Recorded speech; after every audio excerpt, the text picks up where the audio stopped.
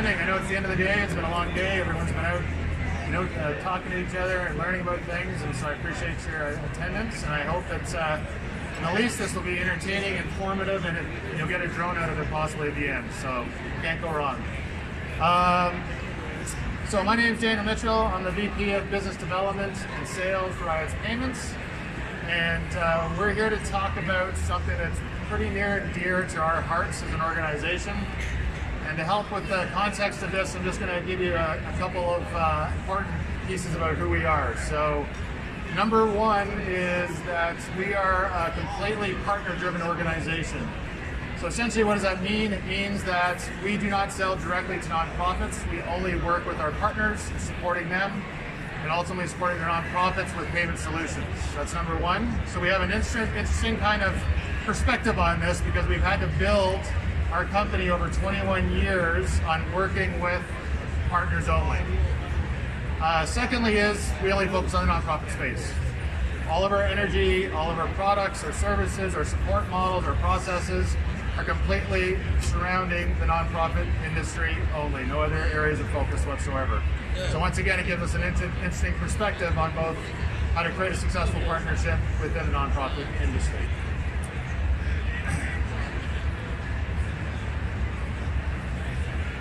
So obviously there's been a lot of change over the last 5 years in the payment space that's allowed payment vendors to offer a multitude of different options for what we call ISVs, or vendor technology offerings for the nonprofit space.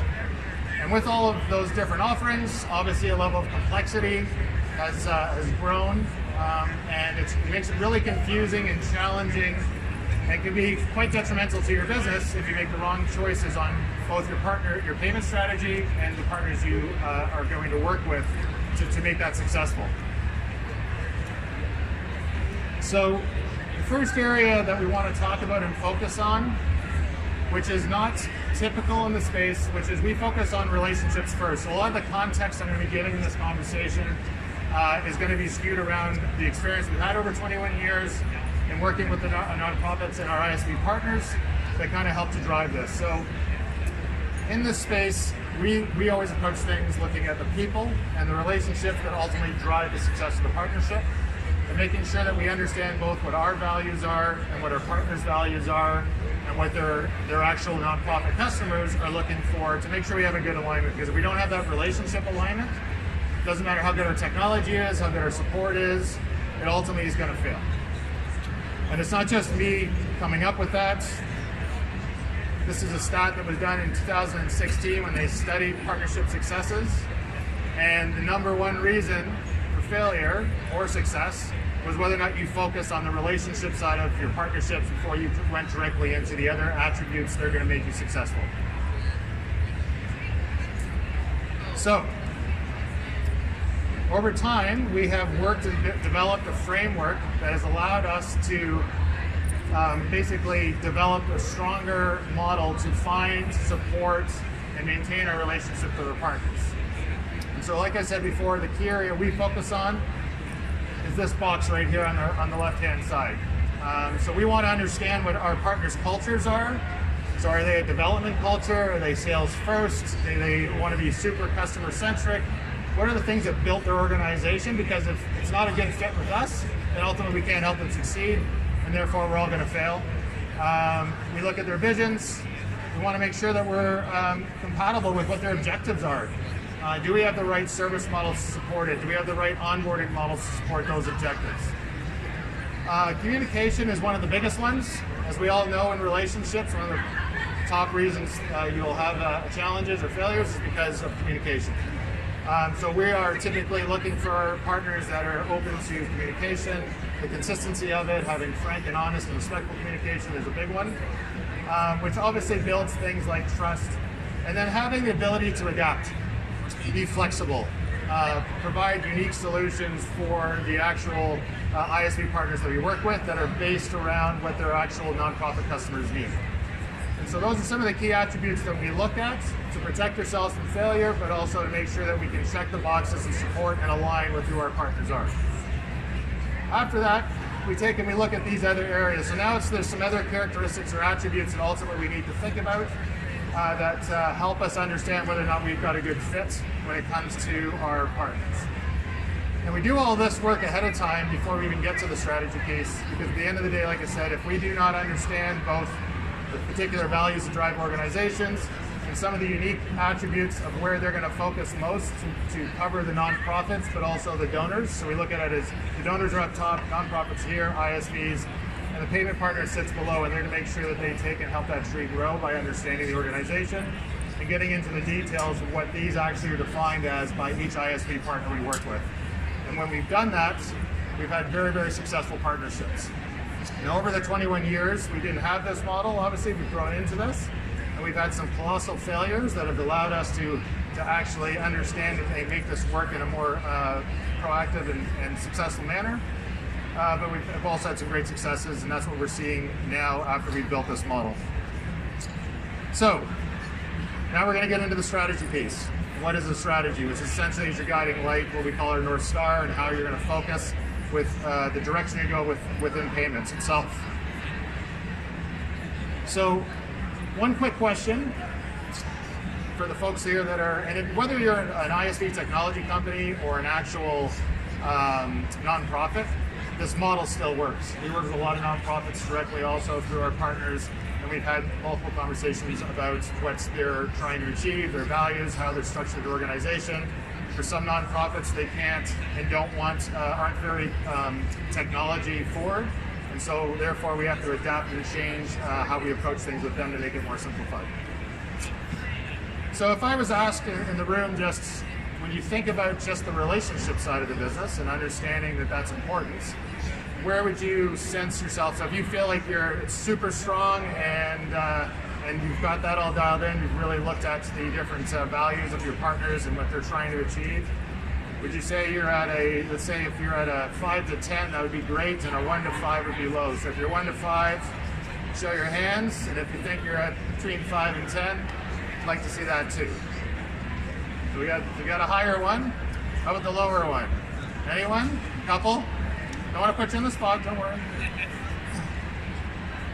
So, we're going to get into the strategy piece. There's basically 5 paths that a nonprofit can go down when it comes to identifying and looking at what the right strategy is for them to be successful and support both themselves and their customers and their vision and plans. So, in this chart here, you've got 5 along the top. So you've got the agnostic model, referral, exclusive, what we call white label, and independent, which is essentially like being a PayFac or your own payment provider. And then we have our attributes. Now the devil's in the detail in this area. Now I only have 30 minutes, so I can't answer all areas of this, but this area here is where we spend the most time and really diving into what our partners define for each one of these attributes. When we do that, right from the beginning, we're able to find out exactly, first of all, are we truly a fit for that partner? And then secondly, ultimately, what are the things that we need to do to adjust and make sure that that partnership is going to be super successful? So these attributes, there are many others, but these are the key ones that we tend to focus on. So things like the sales model, what does the client onboarding need to be? There's a lot of different ways of doing that. It's not one fits all. Things like underwriting, do you want to be responsible for that or don't you? What kind of revenue are you expecting to create out of this relationship? Technology, who's going to deliver it, who's going to manage it, be responsible for that. Things like risk management, which I'll dive into a little bit, and support and services. What are the expectations of both yourself, but more importantly, your nonprofit customers, based off both your technology and how you service your customers and what your support kind of ethos is when it comes to servicing your customers. So these are the 5 paths. Most of, or 50% of the industry typically fits in this model, which is going to be they're servicing or working with 5 to many payment providers. Their sales models and their client onboarding is controlled typically by the processor. So when you're on the left, you've got less control, you've got less flexibility, there's less opportunity for you to drive revenue, and as you move as far over to the right, you get a lot more control, but the complexity multiplies greatly. So depending on where you are as an organization, you can look at these in different ways, and what's important to you in these categories is going to kind of dictate at least where you should look. So in the agnostic model, as I mentioned, a lot less control. Processor typically controls the decisions on onboarding, what the sales model is going to be. They own all of the underwriting and the risk management of the actual processing itself. And service support is typically limited and it's controlled by them. When you go to referral model, it gets a little more simple. Obviously, you're managing less payment partners, so less integrations to do. You don't have as many varied support models you have to worry about or different customer journeys that you have to deal with by each processor. But still, your control is somewhat limited, and the processor still controls most of the ecosystem, and you possibly start to make a little bit of money from that relationship. You move down, obviously you get into things, and as you go, you're gonna limit the number of payment vendor you're gonna work with. The complexity is going to increase, but like I said, your number of the flexibility, configurability of the relationship and what you can control is going to increase. Things like sales models can be more controlled and more bespoke to what your requests and needs are. Client onboarding, you have a lot more options when you go down to that path. Things like underwriting, still controlled, so you're still protected. You don't have to worry about any of that risk factor. And obviously you can start making a little bit more money because you're focusing just on 2 to 3 ISP or payment partners, so they can make more money. Obviously, if they make more money, there's more money for them to share back. And then obviously you get to the more complex ones. So white label, which essentially is you're managing a big portion of the payment processing journey with your customers. So now you're going to own the sales process, you're going to own the onboarding process, but you're going to protect yourself and stay away from things like underwriting and risk management, which can be extremely costly to an organization, especially if it's done wrong. It takes a lot more bodies, so you're going to increase the complexity of your overhead with your people, obviously, so costs can go up, but you're going to control that journey for your customers and own that. Once again, it depends on, as an organization, what's most important to you. Do you want to own that journey? Do you want to have way more control? Do you want it to be a singular experience? Or do you want to have them going out and having to talk with a secondary organization? And then when you get to the independent side, essentially you're a payment processor. There's different ways you can do it. The most difficult way would be you would take and build your own platform and have one of the top 5 support you. Or you're going to work with one of the payment providers out there that can provide you essentially the payments engine, and you own everything. So essentially think about it, you're building a company. So your core focus might be CRM, and now you want to take and go down the path of this payments model or this strategy, and that means essentially starting a brand new company. You've got to service that, you've got to bring all the people, you've got to train them, you've got to manage all the risk and all of the underwriting process, which can, if you've never been part of that, it's extremely complex. It can be done, but it just takes a lot of experience and a lot of work and a lot of money and time to do it. So when you get down this path, typically you're going to be a much larger organization, because to pay for you starting another business, you need to be in the millions and hundreds of millions of dollars typically of annualized processing to really make it make sense to go down that path. So now you know the options you have. What do you do now? How do you decide what path you want to take? So typically how we look at it is we've got 4 buckets here, and that's based off of where you are in the growth cycle of your business. Are you a startup? Are you kind of a mid-sized company, obviously large, or enterprise? And based off those, you're going to have different priorities, you're going to have different payment model options that typically people go down. And the information that is here is what we've seen working with well over 160 different partners over 21 years. What typically is the key focus areas when we speak with them. It doesn't mean that's what they end up with, because as I mentioned at the beginning of this, we take and have a lot more detailed discussions around things like what's the ultimate relationship, diving into the details of those other attributes. But ultimately, these are some of the key attributes that I look at. So if you're a small startup, you're more tactical. You're looking typically at things like your product development. Obviously, funding is always an issue. Market fit and client acquisition typically needs to be the biggest focus. You go down the agnostic model or referral typically, one, because you don't want to tell your customers that you have to work with this particular payment processor or a smaller bucket, and it's client acquisition is the most important thing for you. You don't want to put roadblocks up. You want to give them whatever option they want. With the payment drivers, like I said, simple, easy, and the clients a lot of the times drive that demand. So you get a specific client, you're a startup, they work with X processor, you're going to work with them, they want you to work with their processor, and you kind of get put in that position. And for many startups, they'll go down the road of integrating separately to that particular payment vendor. Now, there are options. There's gateway services out there that can allow you to not have to go and do all of these integrations and simplify that. So that is one option. We've seen many that go through the integration because they want a better level of data and information they can get access to, and they don't want extra layers of technology in that journey to create extra complications when it comes to customer support or the sales process. When it comes to moving into more strategic and thinking about your business as you're trying to grow it and scale it, levels of efficiency you're trying to bring in, you're trying to differentiate, potentially pivot into other markets, and you want to make sure your client experience is optimal. You want that retention. Those are typically what we are hearing from our partners when we're working with them. Those are the areas that they're focusing on the most. And the payment models that they're looking at move more into that referral or to that strategic, or what we call an exclusive. So this is where they're going to take and go with potentially one payments partner and use that as they can control the journey, have more bespoke options, a lot more configurability.